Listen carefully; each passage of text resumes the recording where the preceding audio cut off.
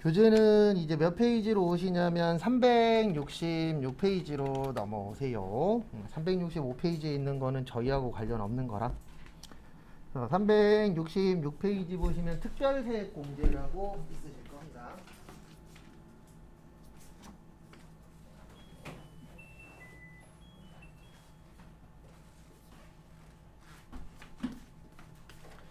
자, 366페이지 보시면 무슨 세액공제라고 있으세요? 특별세액공제. 그래서 여기에서 일단 봐두셔야 되는 건 거기 그 박스 오른쪽에 보시면 특별세액공제, 표준세액공제라고 있으세요.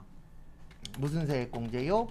표준세액공제. 그래서 거기 보시면 근로소득자는 연 13만 원 해줍니다. 우린 근로소득이 키포인트예요. 그래서 이게 뭐냐면은요. 연말정산 할 때 서류 갖고 오라 그러잖아요. 그러면 어떤 분은 주민등록 등본 하나만 갖다 줘요. 그리고 뭐라 그러냐면 저는 뺄 게 없는데요. 이렇게 얘기하시는 분들 있어요, 없어요? 실제? 있어요. 네, 그렇다고 해서 아예 안 빼주는 게 아니고 국가에서 네, 금액이 적거나 아니면 서류가 없어? 그러면은 1년에 얼마 빼주도록 되어 있어요? 13만 원. 그 다음에 이런 분들도 있어요. 서류는 열심히 갖고 왔는데 갖고 와서 계산해 봤더니 10만 원 나왔어. 그러면 10만 원이 아니고 최소 얼마는 빼주는 거예요? 13만 원. 그래서 요거를 표준세액 공제라고 표현을 합니다. 그래서 요만큼은 무조건 빼주는 거예요. 서류가 있든 없든. 근데 서류 갖고 온 게 13만 원보다 커. 그러면 그 계산한 금액으로 들어가는 거고요. 13만 원보다 작거나 서류가 없대. 그러면은 요 13만 원을 하시면 돼요. 그래서 종종 있어요. 아무것도 없대요. 그러면 네, 그러고 처리하시면 자동으로 얼마가 들어가는 거예요? 13만 원.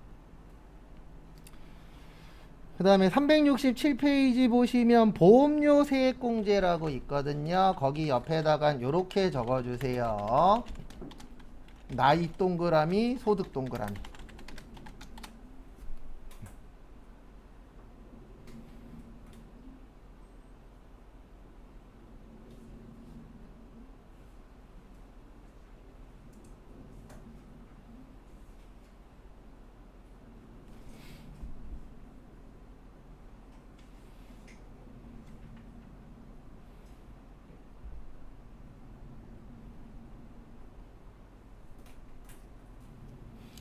그래서 이게 무슨 뜻이냐면은요, 이 뜻이에요. 딴 게 아니고, 보험료 공제를 받을 때는 나이도 계산해야 되고요. 이 나이가 20세 이하, 60세 이상. 그래서 21살인데 보험료 들고 있어. 그럼 그건 안 돼요. 자녀 보험료인데 21살이야. 그러면 안 됩니다. 그 다음에 소득도 체크하라는 얘기예요. 이 동그라미의 뜻이 뭐냐면 계산해봐야 된다는 뜻이에요. 그래서 그 요건에 맞으면은 공제가 되는 거고 요건에 안 맞으면 안 됩니다. 그 다음에 피보험자가 중요해요. 피보험자가 중요하고 그 다음에 보장성 보험만 가능합니다.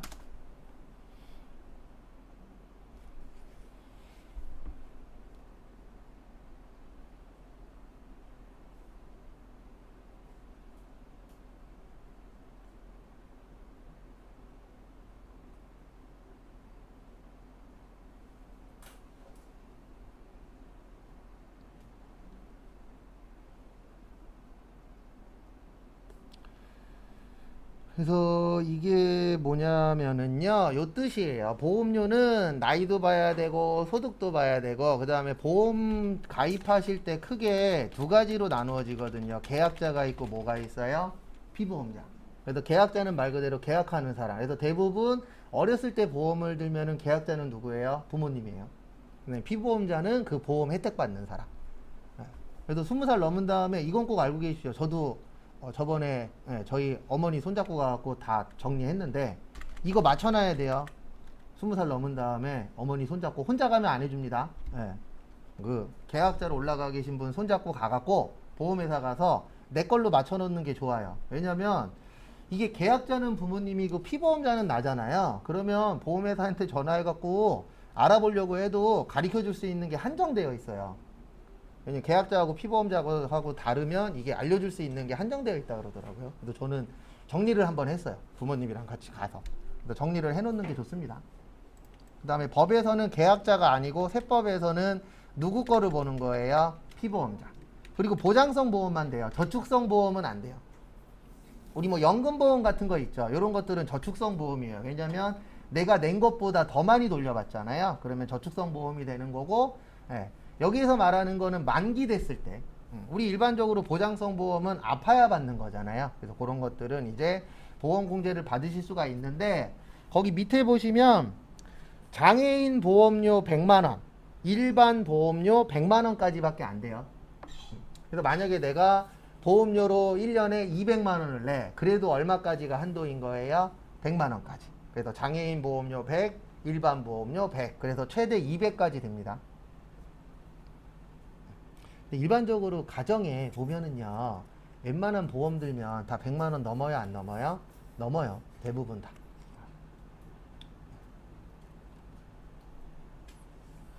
저도 이제 한 4년 정도 남았는데 제 보험은 이제 다 4년 남았더라고요.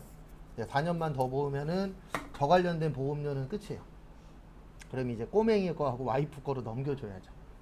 제 보험료만 한 35만 원에서 40만 원 나오거든요. 전 다 있어요. 저 가면 나오는 종신보험 있죠. 그 다음에 연금보험 끝난 거 있죠. 그 다음에 운전자 보험 있죠. 네. 그 다음에 실손보험 있죠. 저는 보험은 좀 일반 분들보다는 잘 되어 있는 편이라고 이야기는 하는데 모르겠어요, 솔직히. 왜냐면 제가 든 게 아니고 다 엄마가 든 거라. 대부분 부모님 부근에 뭐 하시는 분들이 있어요? 보험 하시는 분들이 있죠. 그래갖고 그렇게 들은 케이스인데 어쨌든 하나씩은 다 있더라고요. 나 가면 나오는 거, 나 나이 들면 나오는 거. 그래서 아까 연금보험에 55세로 나왔잖아요. 그게 뭐냐면 국민연금은 여기 계신 분들 다 65세예요. 근데 그 보험 있죠. 보험연금 같은 경우에 과거 거에 55세부터 받는 게 있거든요. 그래서 저도 그거 끝나 있어요. 그래서 한 달에 30만 원 정도? 네. 실제 금액은 아닌데 예시 금액인데 한 달, 그 1년에 350 정도 나온다라고 하더라고요. 한 달에 평균 한 30만 원 정도 나오는 게 하나 있어요. 55세부터. 근데 어머니가 계속 45세라 그러는 거예요. 손잡고 갔을 때 물어봤죠. 45세예요? 55세예요? 왜냐면 내가 알기로 45세부터 주는 거 없거든요. 물어봤더니 55세부터라고. 그래서 45세부터면 엄마가 갖고 간다 그랬었는데 55세라 내가 받는 걸로. 저는 많이 살 생각 없어요. 그래서 저는 딱 100살까지만 살 거거든요. 55세부터 100살이니까 45년 정도. 그 다음에 1년에 360만 원이니까 한 1억 6,200 정도 들어오더라고요. 네, 제가 부은 거는 한 2천만 원 정도 돼요. 네, 그럼 1억 6천이면은 한 8배 받는 거죠. 제가 100살이라 그러면 항상 웃으시는 분들 계시는데 본인은 더 사실 겁니다. 네. 남자가 100살이면 여자는 몇 세예요? 105세예요. 왜냐면 평균적으로 남자보다 여자가 몇 세 더 살아요? 5살 더 삽니다. 그래서 예전에 연말정산이 아까 그 경로우대 공제가 70세였죠. 옛날엔 어떻게 되어 있었냐면 남자는 65세였고요. 여자는 70세였어요. 과거에. 네. 왜냐면 일반적으로 여자분들이 5년 더 사니까. 근데 이거 말 되게 많았어요. 왜냐면 남녀 평등이 아니니까. 그래도 지금은 통합됐어요. 그래서 두 분 다 몇 세예요? 70세 이상. 그래서 그거 좀 봐두시고요. 그 다음에 다음 페이지. 계산하거나 이런 건 나중에 할 거예요. 실기할 때. 그 다음에 368페이지 보시면 의료비 세액공제라고 있어요. 의료비는 나이도 상관없고요. 소득도 상관없어요. 근데 이거는 왜 국가에서 오픈을 해놨냐면 이제 병원 관련돼서 세금을 열심히 걷겠다는 뜻이에요. 이렇게 오픈해 놓으면은 사람들이 신고를 열심히 할까요? 대충 할까요? 열심히 하겠죠. 나이도 상관없대. 소득도 상관없대. 그러면은 열심히 신고하겠죠.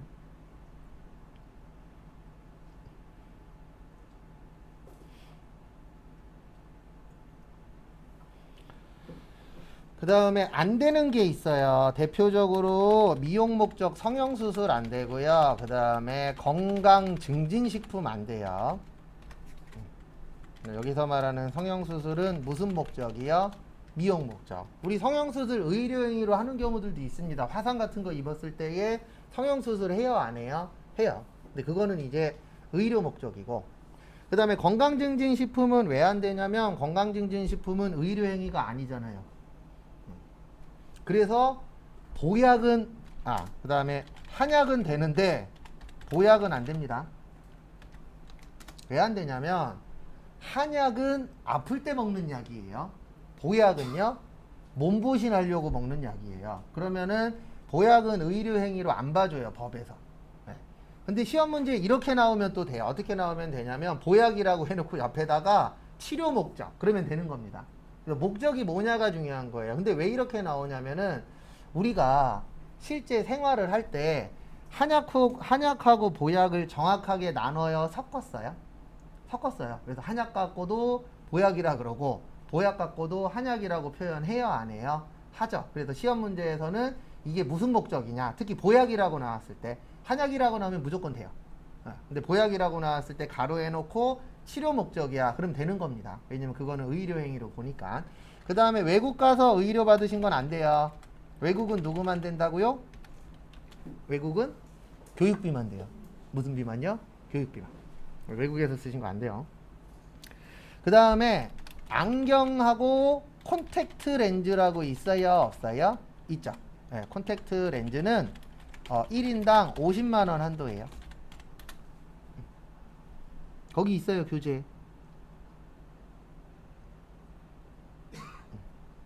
그래서 안경이나 콘택트 렌즈는 다 되는 거는 아니고요. 얼마까지만 돼요? 1인당 50만 원.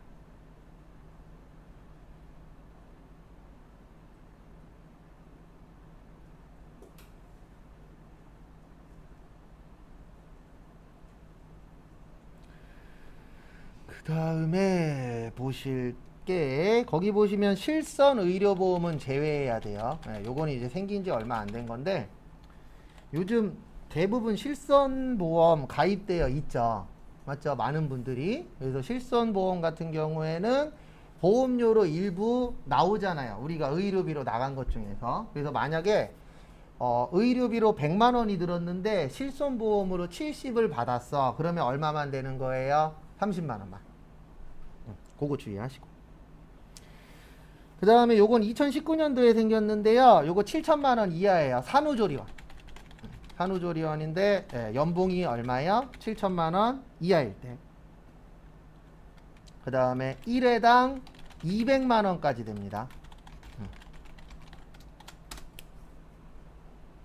이게 생긴 이유는 딱 봐도 아시겠죠. 출산 문제 때문에.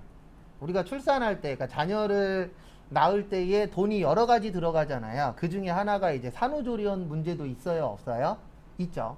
그래서 과거에는 이제 부모님들이 뭐 친정어머님이나 시어머님이 해주셨는데 지금은 대부분 어디로 들어가요?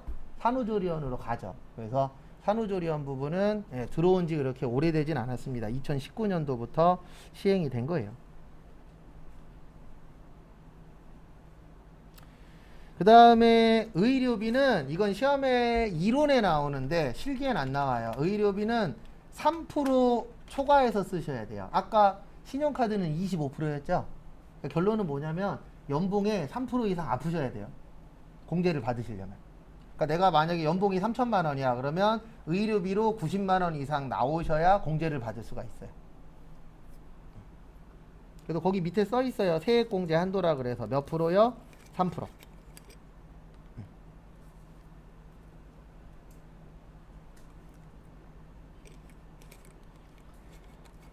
그 다음에 이거는 안 외워도 되는데요. 이건 프로그램 안에 있으니까 안 외워도 돼요. 뭐냐면 본인, 그 다음에 장애인, 그 다음에 65세 이상, 난임시술비. 요거는 전액공제 의료비라고 되어 있어요. 근데 왜 안 외우셔도 되냐면 프로그램에 요게 다 써 있어요. 본인, 그 다음에 장애인 분들, 65세 이상, 그 다음에 난임시술비. 요런 분들은 넣는 칸이 달라요. 그래서 그 칸에다가 맞춰서 넣어주시면 컴퓨터에서 다 계산을 합니다. 예전엔 외웠어요. 왜 외웠냐면 예전엔 안 나눠져 있었거든요. 그래서 외웠었는데 지금은 나누어져 있으니까 외우실 필요는 없어요. 난임시술 뭔지 아시죠? 인공수정. 그거 관련된 분들은 국가에서 빼줍니다. 그러니까 이런 것들이 계속 늘어나고 있어요. 뭐 난임시술이나 산후조리원이나. 근데 이런 것들이 왜 계속 늘어나고 있냐면 이제 출산율이 떨어지고 있다 보니까. 그리고 이제 아기를 어떻게 보면 이제 정상적으로 임신이 안 되시는 분들도 요즘 늘어나고 있죠, 실제. 저 아는 형도 인공수정 8번 만에 성공한 형도 있어요. 그 맨날 못 가졌다가 나중에 보니까 사진에 올라와 있더라고요. 쌍둥이. 대부분 난임 시술하면 쌍둥이가 많이 생겨요. 왜냐하면 인공수정 할 때 잘 안 되다 보니까 2명, 3명 이렇게 넣는다 그러더라고요. 그래서 요즘에 왔다 갔다 하다 보면 쌍둥이들 종종 보이죠. 그래서 그런 경우들도 있다라고 하는데 어쨌든 국가에서는 일단 요런 쪽으로도 돈이 많이 들어가니까 전체적으로 다 빼주겠다. 들어간 돈이 있으면 국가에서 지원도 됩니다. 난임시술 받는다라고 한다면. 그 다음에 369페이지 교육비. 그러니까 이런 식으로 시험 볼 때 문제 나오면 구별해서 되면은 입력하고 안 되면 입력 안 하고 이게 시험 문제예요. 그래서 다 맞으면 10점, 틀리면 부분 점수 이렇게 가는 거예요. 또 교육비 공제는 나이는 상관없어요. 돈만 안 벌면 돼요.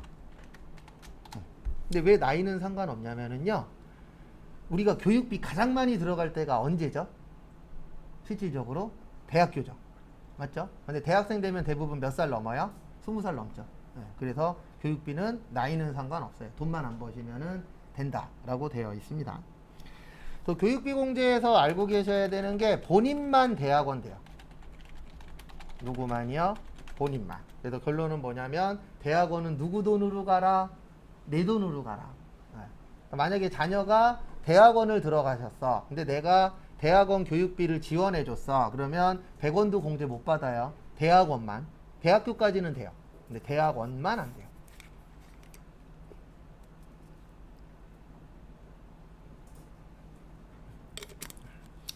그 다음에 이분들 쓰신 거 안 돼요.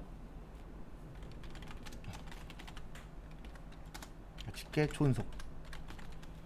직계존속은 장애인 교육비만 가능.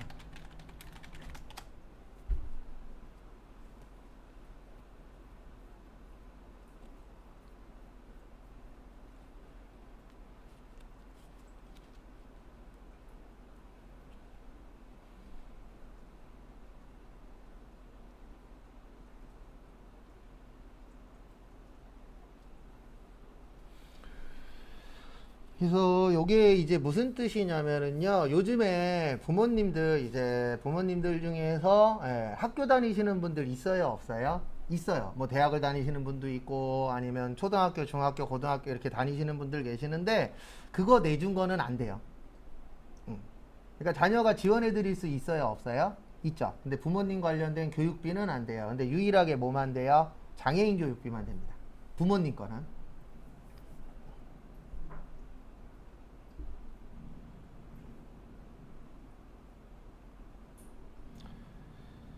그 다음에 또 보실 거는요. 교육비 공제 됐고 직계존속 됐고 유일하게 외국 교육비는 뭐하다고요? 가능합니다.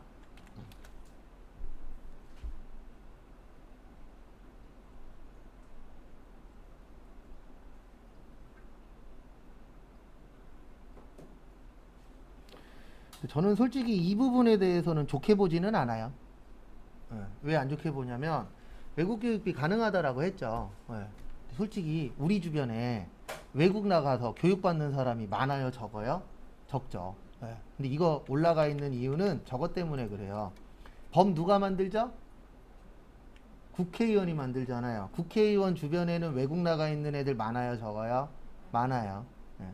약간 그 부분도 없지 않아 있어요. 100% 맞진 않지만 제가 봤을 때 한 7, 80%는 맞아요. 맞잖아요.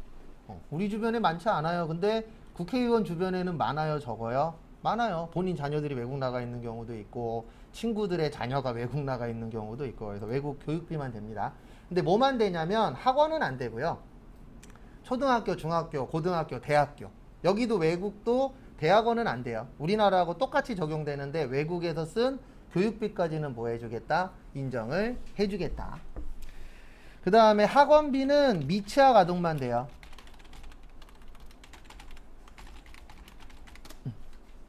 그러니까 우리 초등학교, 중학교, 고등학교 다닐 때 학원 보내잖아요. 그거는 안 돼요. 교육비 공제는. 그래서 학원비는 누구만 된다고요? 미취학 아동만. 그래서 그 취학 아동들 있죠. 초등학교, 중학교, 고등학교 다니는 자녀분들이 학원을 다니시면은 이렇게 하시는 게 제일 좋아요. 일단 학원비 내고 현금 영수증이나 신용카드를 끊으세요. 그러면은 신용카드 공제는 돼요. 근데 무슨 공제는 안 돼요? 교육비 공제는 안 돼요. 왜 안 되냐면 국가가 뭐 안 되고 있긴 하지만 계속 이야기하고 있는 것 중에 하나가 이거 있잖아요. 사교육을 뭐 하겠다? 때리잡겠다. 그래서 결론은 사교육 관련된 교육비는 인정하겠다, 안 하겠다? 안 하겠다. 라고 법에서도 되어 있는 겁니다. 왜냐면 이러면 문제가 있잖아요. 말로는 맨날 사교육 잡는데 근데 그래 놓고선 공제는 해줘. 그러면 엇박자잖아요. 그래서 같이 가는 거라고 보시면 되세요. 그 다음에 교복 구입비 있죠. 네, 교복 구입비는 1인당 50만원까지 가능해요. 1년에. 1년에 얼마요? 50. 그 다음에 요것도 은근 잘 나와요. 현장 체험 학습비. 네. 학교에서 놀러 가잖아요. 그러면 요건 1인당 30만원까지 돼요. 뒷페이지에 있어요. 370페이지.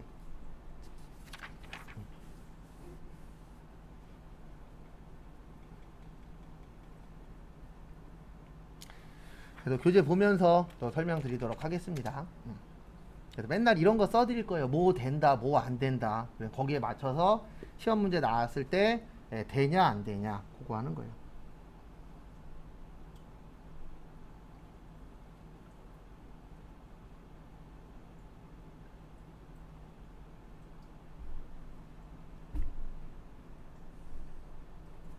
참고해 주시면 감사하겠습니다.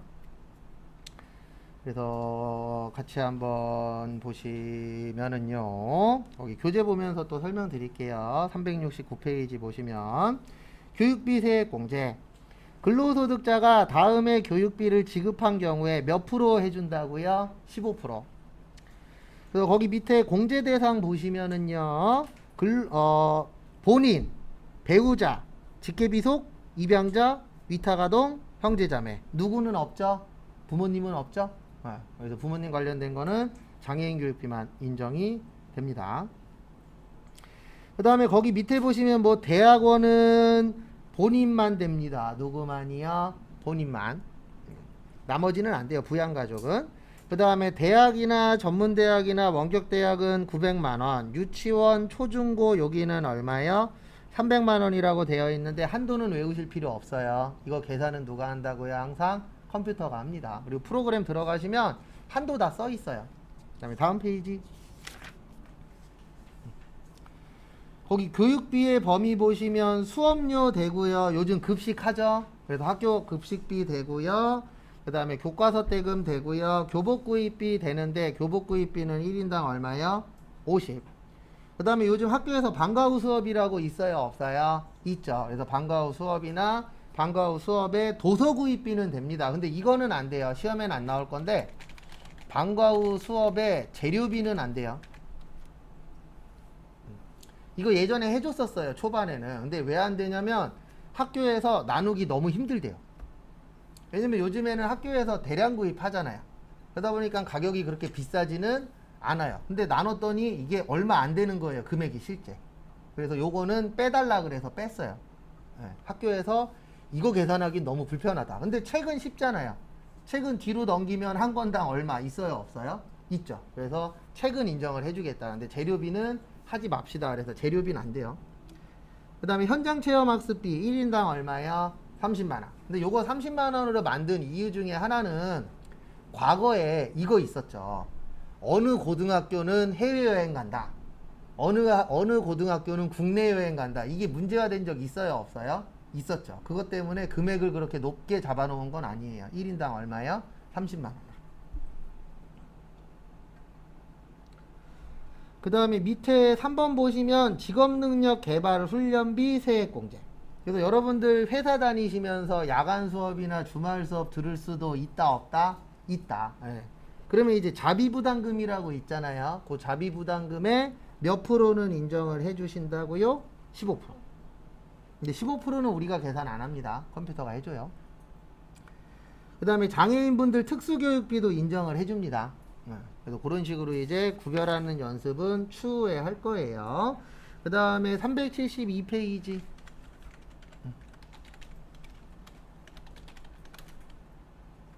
기부금 세액공제. 무슨 금이요? 기부금.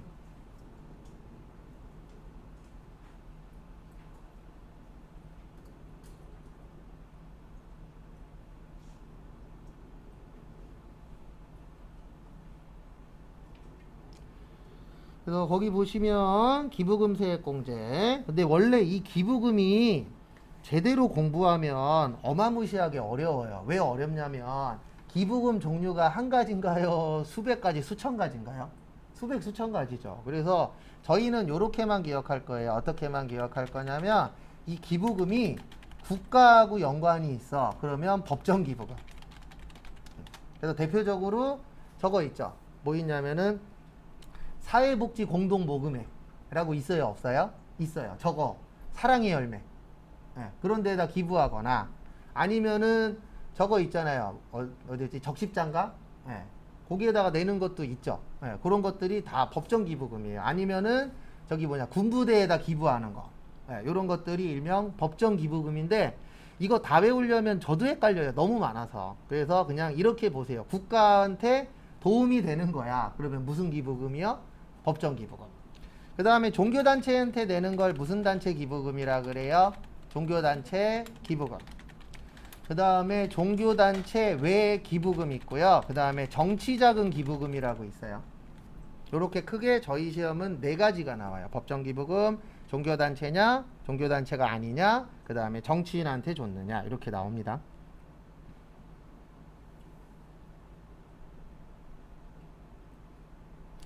근데 여기에서 하나 알고 계셔야 되는 게 있어요. 뭐는 좀 알고 계셔야 되냐면 여기 보시면은 그 정치자금 기부금 있죠. 이 정치자금 기부금은 본인만 가능해요. 누구만 가능하다고요? 본인만. 나머지는 나이는 상관없고 소득만 보면 되거든요. 나머지는. 근데 정치자금 기부금만 누구만 된다고요? 본인만 돼요. 나머지 사람은 안 됩니다.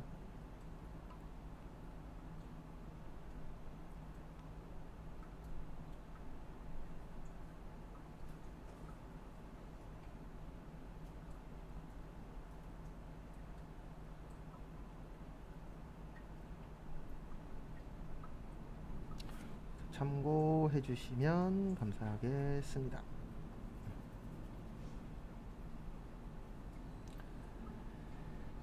그 다음에 다음 것도 보시면은요.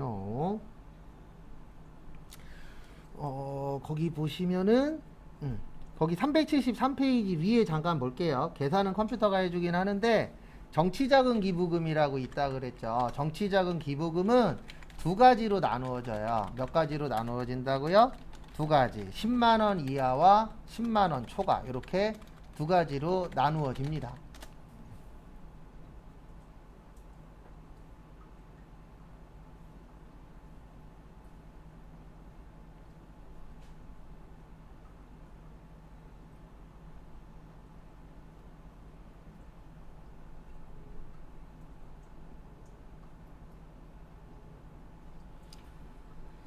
그래서 앞에 보시면은요. 그러니까 이게 뭐냐면 만약에 내가 정치자금 기부금으로 30만원을 기부했어요. 얼마요? 30만원. 그러면 입력을 할 때 10만원, 20만원 이렇게 따로따로 넣어야 돼요. 왜 따로따로 넣어야 되냐면 10만원까지 적용되는 거랑 10만원 넘는 금액이랑 인정되는 금액이 달라져요. 10만원까지는 10만원 다 빼줘요. 그래서 혹시 좋아하시는 정치인이 있으시면 그 사람한테 얼마만 기부하세요? 10만원. 그러면 다 돌려줘요. 근데 왜 이렇게 만들어 놨냐면 법은 누가 만든다고요? 정치인이. 그러면 자기들 어떻게 만들어요? 유리하게. 그래서 10만원까지는 다 돌려주게끔. 그러니까 어떻게 되어 있냐면 이렇게 되어 있어요. 10만원 곱하기 거기 373페이지 위에 보시면 110분의 100이라고 되어 있어요. 몇 분의 몇이요? 110분의 100. 하면 얼마 나오냐면은 99,909원 나와요. 얼마 나온다고요?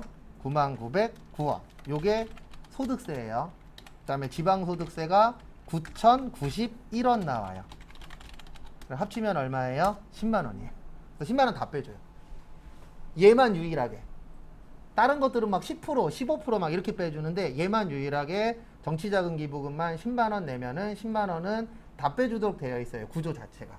근데 왜 이렇게 만들었어요? 정치인한테 유리하게끔. 자기들 유리하게는 되게 잘하시잖아요. 그분들이. 맨날 싸우다가도 지들 유리한 거는 안 싸웁니다. 그래서 3년 전인가 4년 전에 그거 있었잖아요. 그 국회의원들 보좌관 늘릴 때 있었어요? 없었어요? 있었죠. 그때 99%였나? 98%였나? 다 동의했잖아요. 한쪽만 그 몇 명만 동의 안 한 사람 있긴 있어요. 왜냐면 안 늘어나도 크게 문제가 없었으니까. 근데 늘렸어요? 안 늘렸어요? 늘렸죠. 그때는 또 안 싸워요. 그래도 이거 할 때도 싸웠을까요? 안 싸웠을까요? 안 싸웠겠죠. 그리고 10만 원까지 기부하면은 다 돌려받습니다. 그래서 칸이 프로그램에 두 가지로 나눠져 있어요. 10만 원 이하, 10만 원 초과. 그래서 10만 원까지는 위에 칸, 나머지는 밑에 칸. 그러면 위에 칸에는 여기에 적용되는 거고요. 그 다음에 나머지 10만 원 초과는 여기로 들어가요. 법정기부금으로. 그래서 그 계산하는 방식이 달라져요. 10만 원이 넘느냐, 안 넘느냐에 따라서.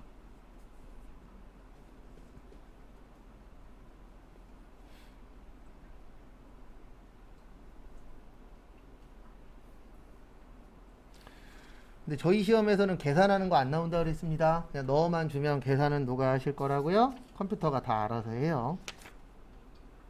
그 다음에 374페이지. 요것도 잘 나와요. 요즘에 월세액 세액공제라고 있어요. 그래서 우리 월세 사시는 분들 있어요? 없어요? 있죠. 네. 근데 여기에 전제 조건이 있습니다. 하나는 뭐냐면 7천만 원 이하여야 돼요. 연봉이.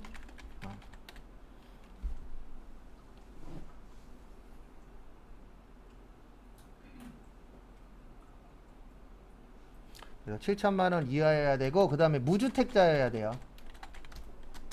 그래서 주택을 갖고 있으면 안 됩니다.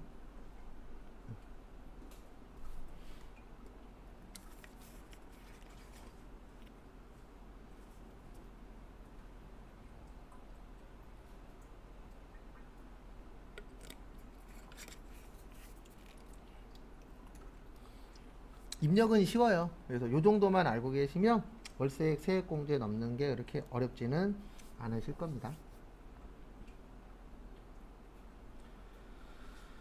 그 다음에 보실 게 375페이지 보시면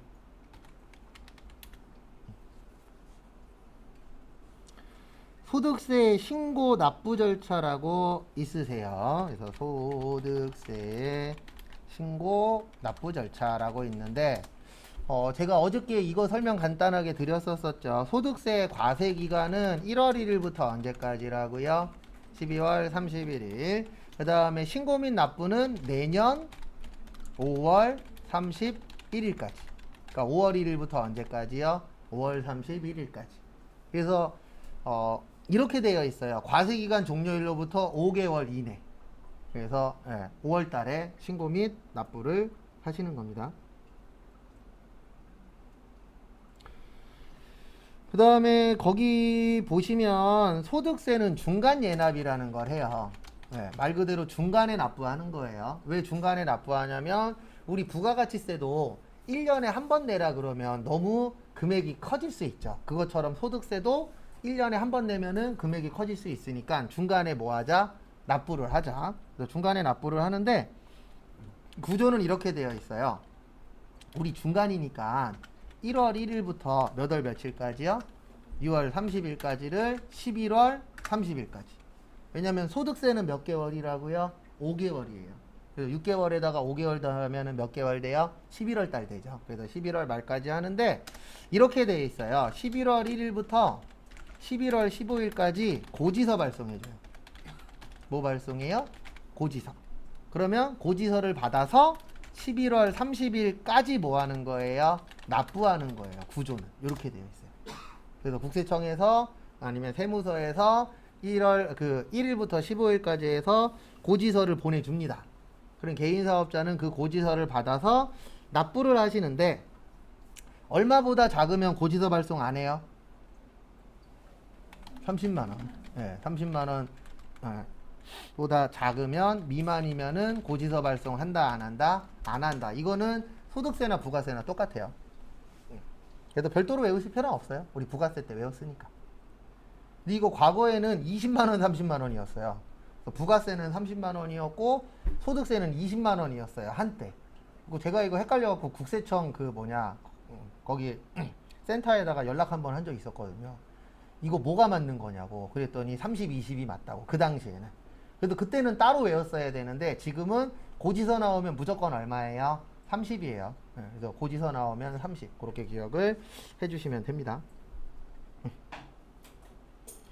그 다음에 얘도 똑같아요. 우리 부가세에서도 부가세 개인 예정 고지납부 때에도 30% 미만, 요 30%가 몇 분의 몇이에요? 3분의 1. 3분의 1 미만이면 신고할 수 있다 없다? 있다. 그것처럼 소득세도 3분의 1 미만이면 신고 가능해요. 그래서 거기 써 있어요. 밑에서 네 번째 줄에. 375페이지 밑에서 네 번째 줄 보시면 30%에 미달하는 경우에는 뭐 할 수 있다고요? 신고할 수 있어요.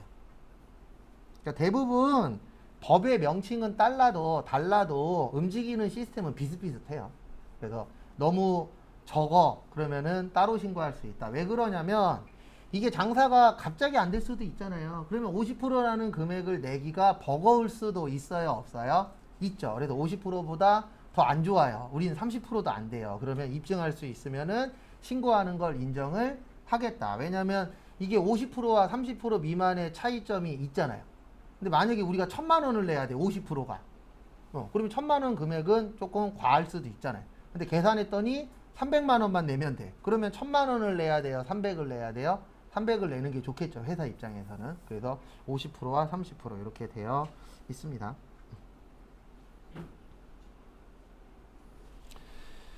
그 다음에 다음 페이지. 거기 중간재납 절차라고 있어요. 376페이지에. 제가 아까 거기 두 번째 줄 보시면 11월 1일부터 11월 15일까지 고지서 뭐 한다고요? 발부해줘요. 그럼 그걸 받아서 11월 며칠까지요? 30일까지 내시면 되는데 여기에서 하나 아셔야 되는 거는요. 이거예요. 뭐냐면 분할 납부 가능해요. 무슨 납부 가능해요? 분할 납부. 근데 소득세는 가능한데 부가세는 안 돼요. 가끔씩 연락 올 때 있어요. 뭐라고 연락 오냐면 부가세 내야 되는데 분납이라는 얘기를 들어봤대요. 근데 분납 안 돼요. 부가세는 무조건 안 내면 납부불성실 가산세라는 걸 내야 돼요. 근데 왜 그러냐면 부가세는 간접세잖아요. 근데 소득세는 무슨 세죠? 직접세죠. 그래서 소득세는 내 돈으로 내는 거니까 금액이 너무 커. 그러면은 나누어서 낼 수 있어요. 그 기준 금액은 1,000만 원이에요. 얼마요? 1,000만 원. 그래서 1,000만 원 넘게 내야 돼. 그러면은 나누어서 낼 수 있는데 부가세는 얼마를 내든 나누어서 내는 게 안 돼요. 왜냐면 간접세이기 때문에. 왜냐면 이건 내 돈으로 내는 게 아니잖아요. 소비자 돈을 가지고 있다가 내야 되는 거기 때문에 분할 납부 인정 안 합니다. 예전에 이렇게 연락이 한번 온 적이 있었어요. 어떤 연락이 온 적이 있었냐면 부가세도 내야 되고 그 다음에 차입금도 내야 된대요. 그 둘 중에 뭐를 내야 되냐 이렇게 물어보시는데 이거는 계산을 한번 하시는 게 좋아요. 둘 중에 안 냈을 때에 추가적으로 돈이 뭐가 더 나가냐 계산을 해서 많이 나가는 걸 먼저 내는 게 어때요? 당연히 좋겠죠. 대부분 이쪽이 더 많이 내요.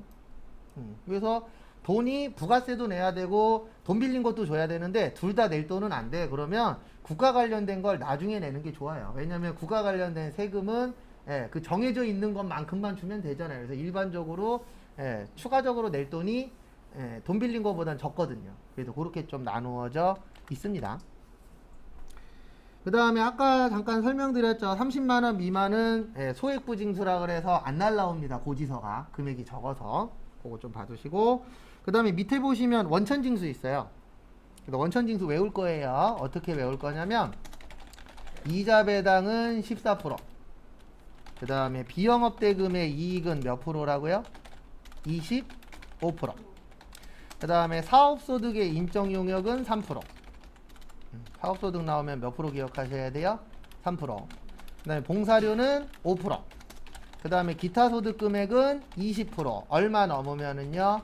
3억 원 넘으면 30%. 요것만 외울 거예요. 왜냐면 이것만 외워도 시험 문제 나오는 거에 한 90% 이상 맞출 수 있어요. 다행히도 요거 위주로 많이 내시더라고요. 다른 것도 나오긴 합니다. 사이사이에. 근데 거의 요 5가지 위주로 시험 문제 좀 많이 내세요. 거기 안에 있는 거 다 못 외우잖아요. 너무 많아서. 그 다음에 우리나라 세율은 6%부터 몇 프로까지 있다고요? 45%까지. 8단계 초과누진세. 요건 외우진 않고 그냥 제가 사이사이에 반복적으로 좀 정리를 해드릴 겁니다.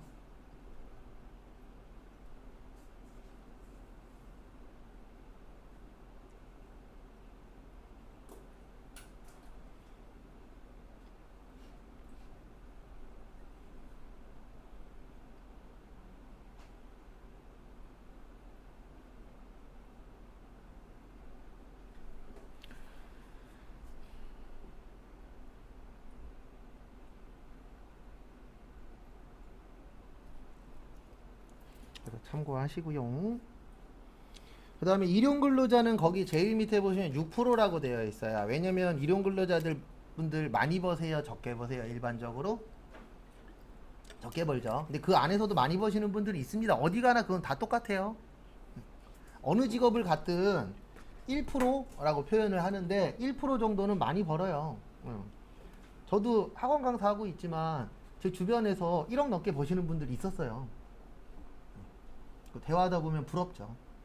그분들하고 밥 먹으면 좋은 건 하나 있었죠. 밥값은 내주시니까. 많이 버니까. 이경 강사. 그분들은 이제 저기 신급이고요. 거기 밑에 단계도 1억 이상씩 버시는 분들이 있었어요. 제 주변에도. 그리고 예전에 저희 학원이 공인중개사 학원이었잖아요. 그리고 한 분하고 잠깐 공인중개사 학원일 때에 밥 먹은 적이 있었는데 유재석 씨 친구래요. 유재석 씨하고 그 고등학교 같이 다녔었다고. 같은 개그 동아리였다고. 그래서 막 얘기하시더라고요. 밥 먹는데.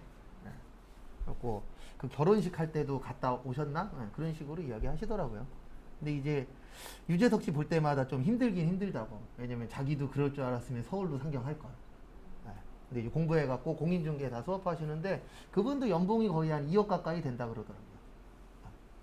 근데 어느 쪽이든 돈 많이 버시는 분도 있고 적게 버시는 분도 있고 다 똑같죠. 뭐 격리 직원분들 중에서도 억대 버시는 분도 있고 최저임금 버시는 분들도 있고 어딜 가나 다 그래요. 근데 저는 항상 그 마인드로 살거든요. 내 능력이 어느 정도인지 아니까 저는 그냥 나이 많이 먹을 때까지 변두리에서 오래 하는 게 목적이에요. 왜냐면 메인 갔다 쫓겨나는 사람들도 여러 봤거든요. 노량진 이런 쪽에 들어갔다가 노량진 이런 데는 되게 치열하잖아요. 그 몇 년 못 버티고 나오면 어떤 문제가 생기냐면 큰 물에서 놀면은 이게 제일 단점이에요. 큰 물에서 내가 놀았기 때문에 얼마 버는지 어떤 생활 하는지 알잖아요. 그러면 사이드로 나오면 못해요. 왜냐면 일명 옛날 생각만 들기 때문에. 그래서 저는 그냥 사이드에서 오래 하는 게 목표예요. 한 70살까지. 참고로 회계 수업 하시는 분 중에 70 넘으신 분들이 있어요. 거의 80세까지 하신 분도 있었어요. 왜 그러냐면 강사 수급이 원활하지 않아요. 이 동네가. 컴퓨터 선생님은 솔직히 구하기가 회계보단 쉽거든요. 근데 회계 선생님은 나이 드신 분 구하긴 쉬운데 젊은 강사 구하기가 생각보다 다른 과목에 비해서는 어려워요. 왜냐면 강사가 그렇게 많지는 않으니까. 예? 나이 제한 없어요. 왜냐면 이거 자체는 대부분 프리랜서가 많기 때문에. 그러니까 정규직이면은 뭐 63세, 65세 이렇게 나이 제한이 있는데 대부분 시간 강사 프리랜서로 뛰시는 분들이 많기 때문에 그런 분들은 나이 제한 없어요. 그래서 괜찮아요. 제가 봤을 때. 근데 이제 단점은 뭐가 될 거냐면 이대로 나가면은 앞으로 어쩔 수 없이 줌 수업이나 이제 동영상 수업 이런 게 이제 늘어날 거니까 그러면 강사가 그렇게 많이 필요 없는 상황이 올 수도 있죠. 앞으로 어떻게 바뀔지 모르겠지만 근데 없어지진 않을 거예요. 왜냐면 처음에 인터넷 생겼을 때 동영상 수업 생겼을 때 이런 얘기 많았었어요. 학원 강사들 다 굶어 죽을 거라고. 왜냐면 다 뭘로 들을 거니까? 동영상으로 들을 거니까. 근데 줌 수업 들어보셔서 아시겠지만 이게 동영상으로 하는 게 쉽지 않아요.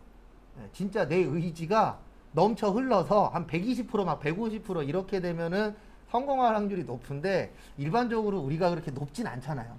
저도 몇 번 도전해봤었어요. 인터넷으로 공부할 때, 한창 공부할 때 인터넷 수업 한 두세 번 들어봤었는데 다 돈만 날렸죠 뭐. 그거랑 똑같은 거예요. 헬스장 6개월 끊어놓고 한 3일 가는 거. 그런 상황이 좀 되다 보니까. 근데 동영상으로 자격증 따시는 분들도 있어요. 저희 수강생분들 중에서도 있었어요. 회계는 저한테 배우고, 옛날에는 회계 세무 따로 수업했었거든요.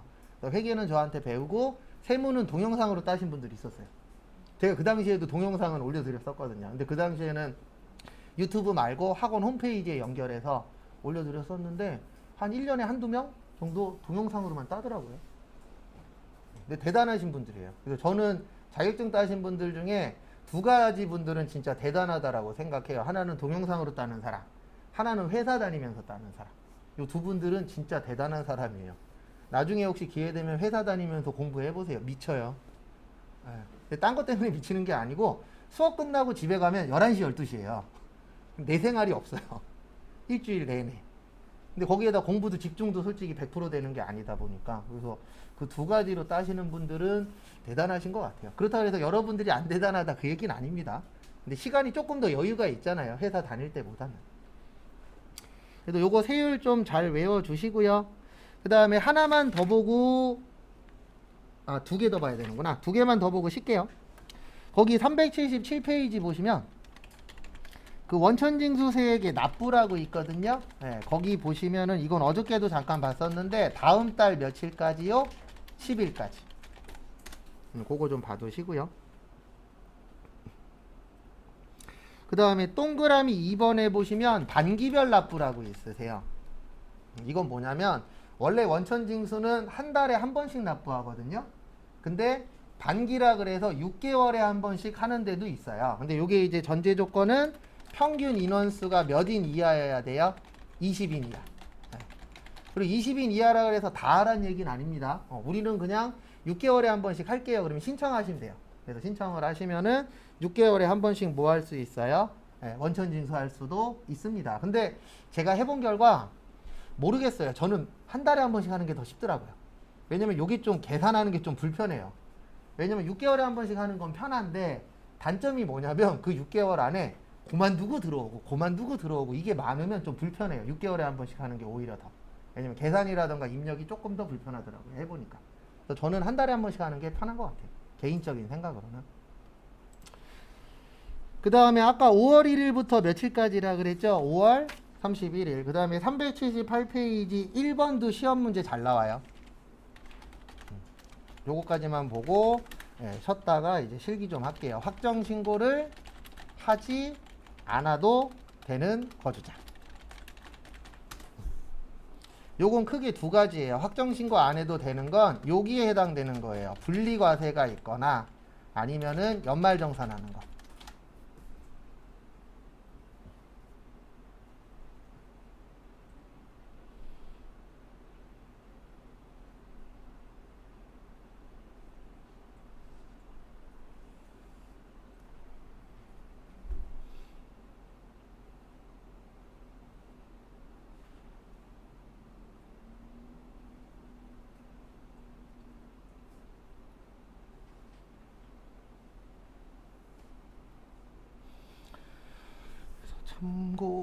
참고하시고요.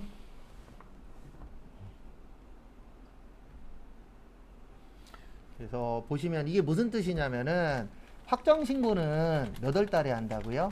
5월에 하는 거예요. 그래서 합쳐서 하는 거예요. 합쳐서. 근데 분리과세라는 거는 여기 원천징수로 더 이상 낼 게 있어요, 없어요? 없어요. 없으니까 합칠 필요 있다, 없다? 없다. 그 다음에 연말정산에도 할 필요가 없어요. 왜냐면 연말정산이라는 것 자체가 왜 하냐면은요, 확정신고 때 다 해버리면 너무 많잖아요. 신고해야 될 사람이. 그래도 한 달 안에 다 몰리면은 너무 양이 많겠죠. 그래서 연말정산을 해서 분산시키는 거예요. 왜냐면 5월 달에 다 신고해버리면은 세무서 직원분들이 할 일이 너무 뭐예요? 많겠죠. 그래서 분산시켜버리는 거예요. 그래서 연말정산만 해서 끝났어. 그러면 더 이상 5월 달에 할 필요는 있다, 없다? 없다. 그래서 우리 일반적으로 회사 다니시는 분들은 연말정산만 하면 끝이잖아요. 5월 달에 신고해요, 안 해요? 안 해요. 그래서 거기 보시면 근로소득만 있는 자 요분 옆에다가는 이렇게 적어주세요. 연말정산. 근로소득은 연말정산이에요. 그 다음에 거기 두 번째 보시면 공적연금이라고 있죠. 여기도 연말정산. 그러니까 공적연금이 저거예요. 국민연금 같은 거. 그래서 공적연금 받으시는 분들은 연말정산합니다. 그 다음에 거기 3번은 써있죠. 무슨 정산이라고요? 연말정산이라고. 그 다음에 4번에 보시면 퇴직소득이라고 있어요. 퇴직소득은 분리과세예요. 그러니까 무슨 뜻이냐면 우리가 회사 그만두죠. 그래서 뭐를 받죠?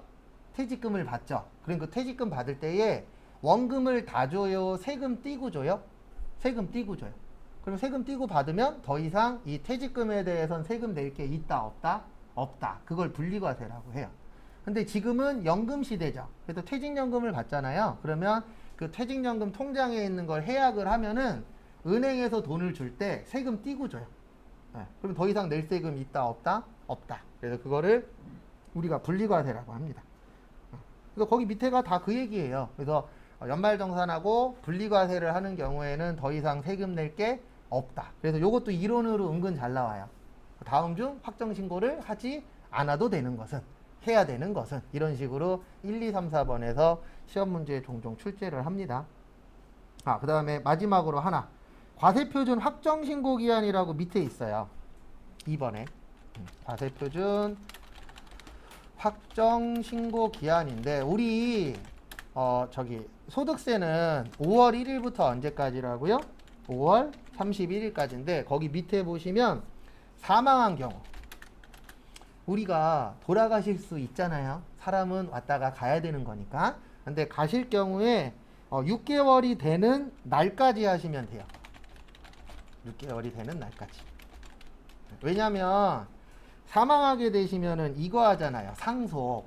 네, 상속이 그 상속을 한 날로부터 6개월 이내거든요. 그래서 6개월이 되는 날까지 상속자를 정해서 그분이 뭐 하시면 돼요? 신고 및 납부하시면 됩니다. 그래서 거기 보시면 몇 개월이 되는 날이라고 되어 있어요? 6개월. 그 다음에 거주자가 출국할 때 우리 그 사망하고 출국이 있다 그랬잖아요. 그래서 출국하는 경우에는 언제까지냐면 출국일 전까지. 전날. 출국일 전날.